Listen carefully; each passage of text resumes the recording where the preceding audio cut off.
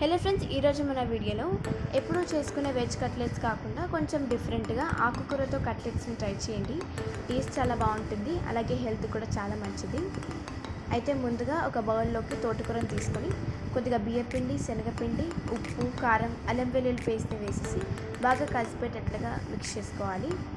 ఇలా ముద్దలాగా చేసుకున్న తర్వాత ఒక ప్లేట్లోకి ఆయిల్ అప్లై చేసి దానిపైన పెట్టేసుకొని ఆవిరిపైన ఒక 5 మినిట్స్ వరకు ఉడికించుకోవాలి. ఇలా ఉడికిన తర్వాత వీటిని రౌండ్గా కట్ చేసి తవా పైన ఒక 2 లేదా 3 స్పూన్స్ వరకు ఆయిల్ని వేసుకుంటూ వీటిని షాలో ఫ్రై చేసుకుంటే రెడీ అయిపోతాయి అన్నమాట. రెండో వైపులో కూడా బ్రౌనిష్ కలర్ వచ్చేంత వరకు ఫ్రై చేసుకుంటే సరిపోతుంది. నెక్స్ట్ ఒక 2-3 స్పూన్స్ వరకు ఆయిల్ వేసుకుంటే సరిపోతుంది. ఇలా ఫ్రై అయిన వీటిని ఒక ప్లేట్లోకి టమాటో సాస్తో సర్వ్ చేసుకుంటే చాలా టేస్టీగా ఉంటుంది.